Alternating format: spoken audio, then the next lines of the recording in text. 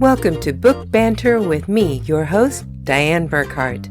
I hope you will join me every Wednesday as we explore all things to do with, well, books. Let's get on with our show today. Hello, my happy people. Today is August 17th, 2022. Welcome to the podcast. Sorry that this one is coming out a little bit later than normal, but we had some unexpected technical difficulties, but everything is all sorted out now, and we can bring you the second half of our interview with Lisa Sillaway, the social media professor. You're going to like what she has to say today. Now, we're picking up where we left off, where we were talking about using filters to create videos, to advertise whatever business it is that you're in. And don't forget, at the end of this podcast, we will have the writing prompt challenge prompt for this week. You can check out the links for everything that we talk about in our show today in the description of the podcast on whatever platform you're listening on.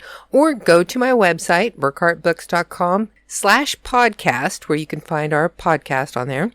And it will have all of the links there as well. So why don't we get to it? Here is the rest of our interview with Lisa Sillaway, the social media professor. I don't even bother with the filter. It's more, I don't care. I've always been, this is me. Well, I go back and forth with that. And I think that's one of the reasons I do more for my clients than I do for myself. Because I have this image of what my business and the social media professor should be. She's elegant. She's always wears beige for some reason in my head. I wear stilettos. I carry a designer bag. That's when I see myself in that role as a successful businesswoman between the clients and the training. That's the version of me that I see. But the version of me that's authentic, I've got on a pair of Nike Air Force that are pretty worn out, and I've got on some Riches that I picked up at Walmart, and I've got a t-shirt on from the restaurant that I talked about earlier. That's just me. So I'm probably the worst person, because when I try to do my social media, I have this image of who the successful me is. But yeah, she plays with guinea pigs too, I guess, and likes to go fishing down at the lake, but that's not who I am. So I'm struggling with that. I think a lot of us, especially us women, and probably us older women, really struggle with that. See, and I think that's one thing that has always made me very different from a lot of other people, because since birth, according to my mother, I've always had this I don't care attitude. Yeah. It's like, this is me. You like it? Great. If you don't, I don't care. I worry about whether or not I'm happy with me. And if I'm okay with me, then it doesn't matter what anybody else thinks. Yeah, no, I get that. My grandmother, she was always old.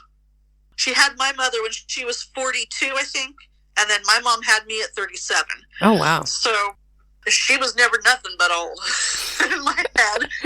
But I still remember her telling me once that, because I was pretty scary looking as a middle schooler and pretty awkward, even more than now. And I remember her telling me, you know what? If they don't like it, they don't have to look.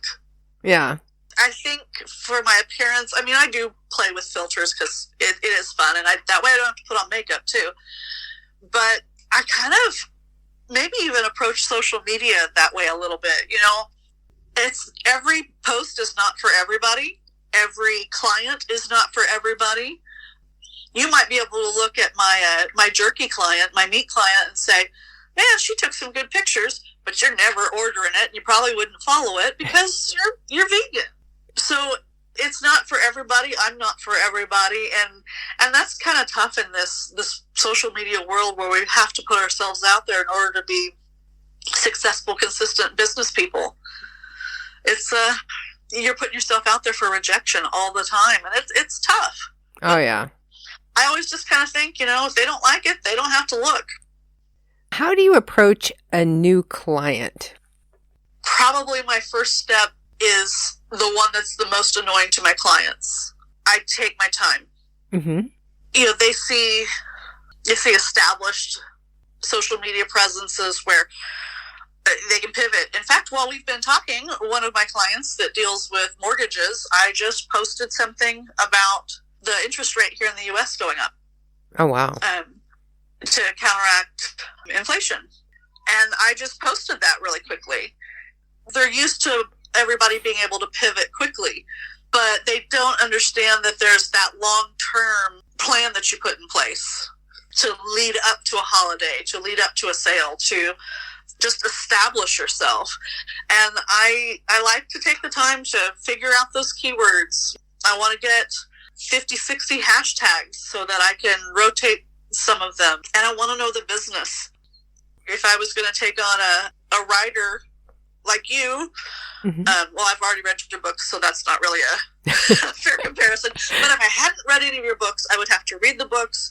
As a former English teacher, you know, I would sit down and I'd kind of do some analysis. I would want to look at your statistics. I'd want to see who your fans are, who's buying from you, what location they're buying from, so that I could start working on geotags. There's all of this that goes into a post that could even look like you just threw it out there, but you've done all this back-end work. You know, you analyze their website, you analyze the competition's website, you look at their keywords. There's so much.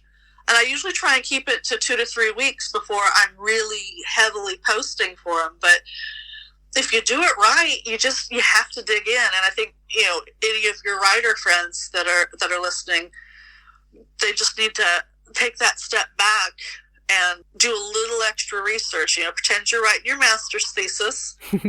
And really just dig in, because that makes the next 6 months so much easier. And lets you pivot. You know, I already had hashtags and keywords and some copy developed because I kind of knew the interest rate was going up again, and this client would want to react to it. So it went up about noon, and he's already had 2 posts that I've sent out about it. So it's that prep work.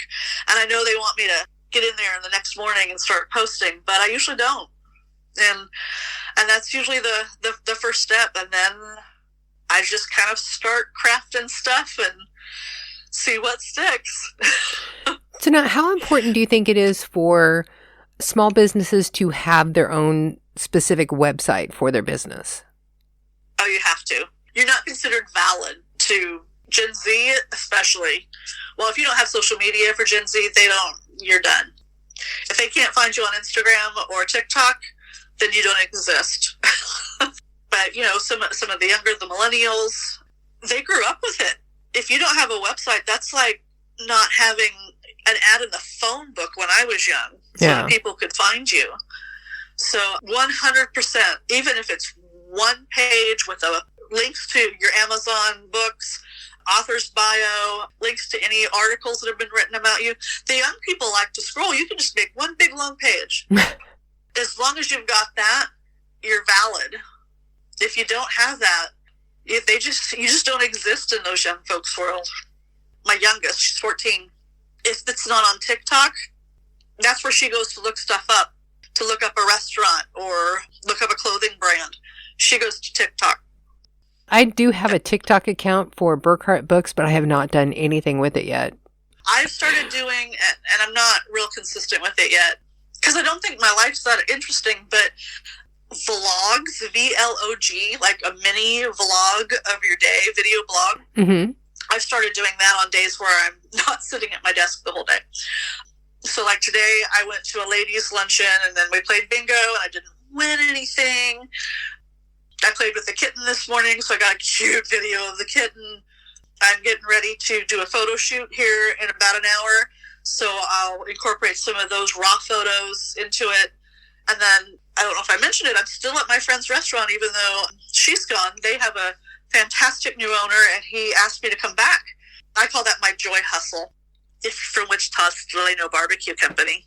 But, you know, I'm going to take a little snippet here and there of whatever I'm doing, and then before I go to bed at night, I put it together with a little bit of corny music that's trending and slap it out there with the words, mini vlog on it, and at least I'm present. I don't know if anybody cares what a 51-year-old woman's doing, but my face is out there.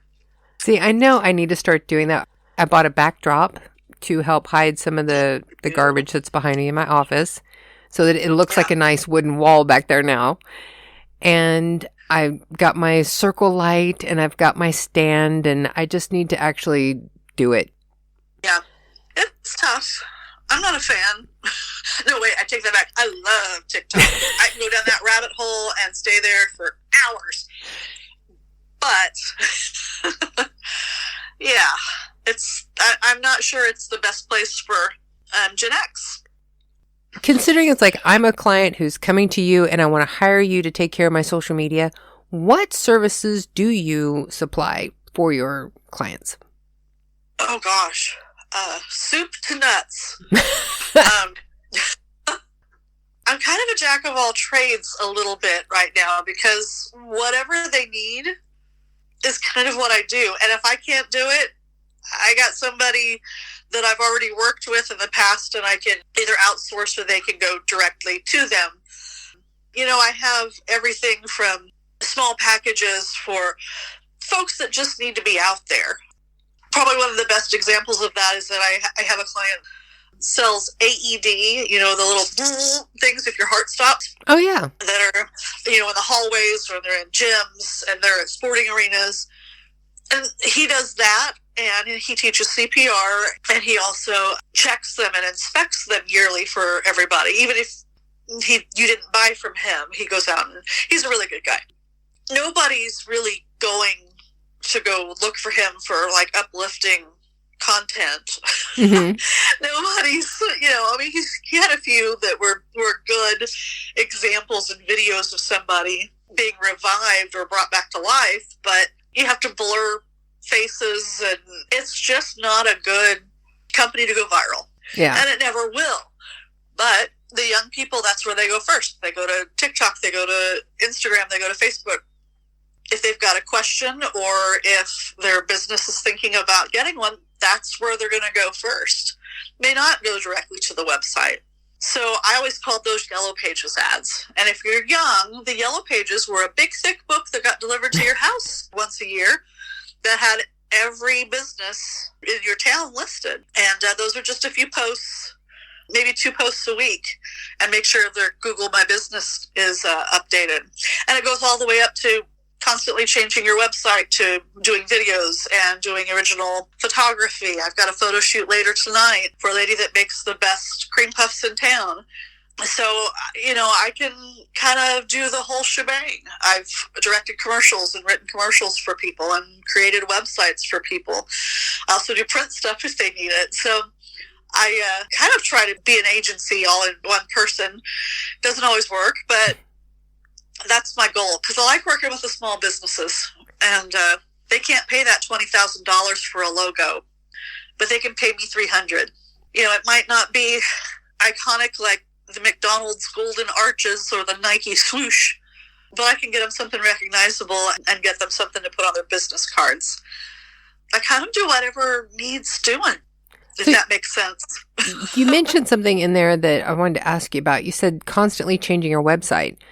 So you should always be constantly updating the information, or changing the design, or both? Information. You're correct. I should have been clear on that. I do change some graphics out seasonally, usually, or for sales, or for, you know, if a business is going to be closed for a week or two for staff vacation. But yeah, you need to keep that content updated, because Google likes that. Even if you just put in a new paragraph here or there, or update things, Google notices, and Google likes that. I don't know if you ever even looked at my webpage, but I did like a massive redesign this last year, where I had StephenBurkhart.com and DianneBurkhart.com, which were separate domains. And I melded them all together underneath BurkhartBooks.com instead. Oh, that's perfect. Like, that was the massive undertaking that I've been doing at the beginning of this year, that was actually part of the reason it was keeping me from finishing the last book in my book series. Was because I just fell into this rabbit hole of redesigning all of the web stuff. It can happen. Yeah, too easy. The nice thing about you being able to do it yourself, or me working with a small business, for example, that really just has the one point person, Mm-hmm. The more people you get involved, the worse it is and the longer it takes. Yeah. In between all of the educational stuff and starting my own business, I spent years as an agency employee doing marketing and advertising. Most of the time when I was teaching, it was part-time until the very end when they needed a full-time instructor. So I've got years in those agencies, and one in particular, it was supposed to be a $1 to $2 million website. The first $1 million they wanted us to spend doing the research and getting everything lined up perfectly. We spent a year and then gave them that basis. They didn't go with it. They just decided to change the look and feel. And they only had us change the look and feel and a little bit of content on the homepage. And they paid $2 million for it at an agency. Which, they were happy to do. It's a huge company, but nobody could agree.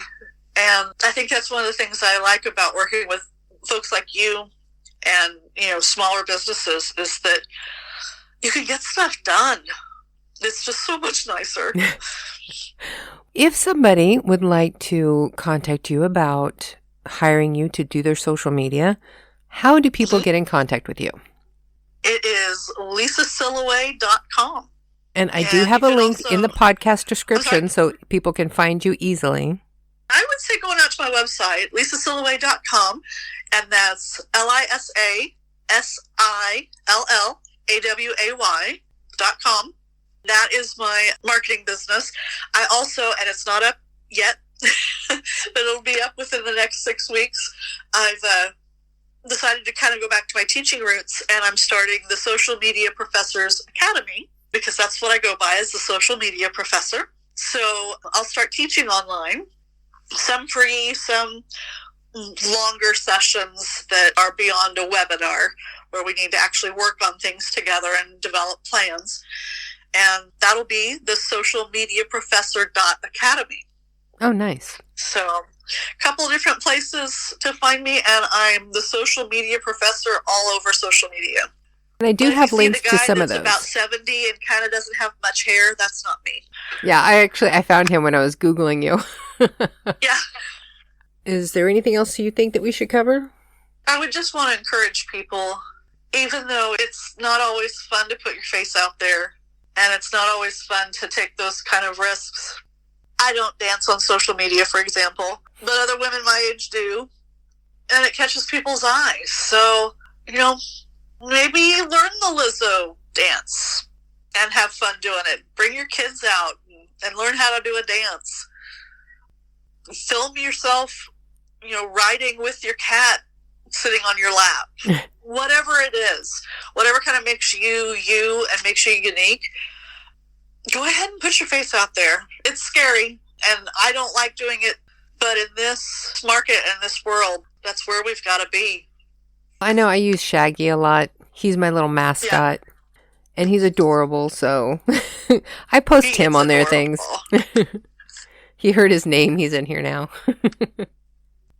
Do you think it's important to just focus on like one or two social media platforms, or should you try and spread out across all of them?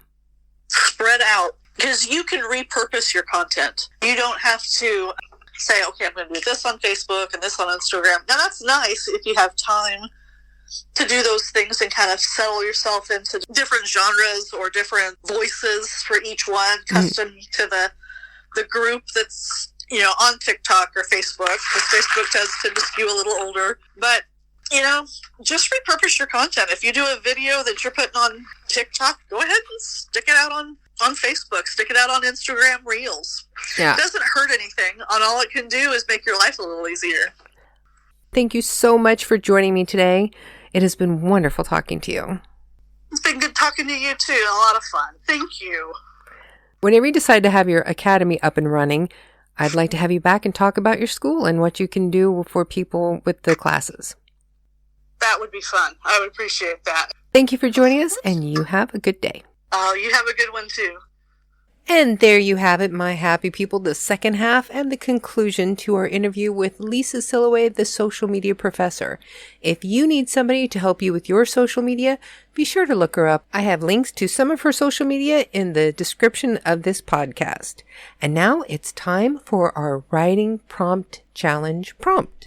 Today's prompt is actually going to be fairly short, but for some reason it cracks me up every time that I read this one. So your prompt for today is: he dialed the number and waited for it to ring. He was hoping that he would immediately hear a human's voice on the other end. But when the connection clicked through, he heard that same message he always dreaded. Now it's time for you to finish that experience. Be sure to send us in whatever you come up with after you complete this writing prompt, and we are going to start reading some on air soon, and we will be choosing one story every 3 to 6 months to pick to send a prize to. I hope we hear from you soon, and now it is that time again for everyone to go forth and be happy.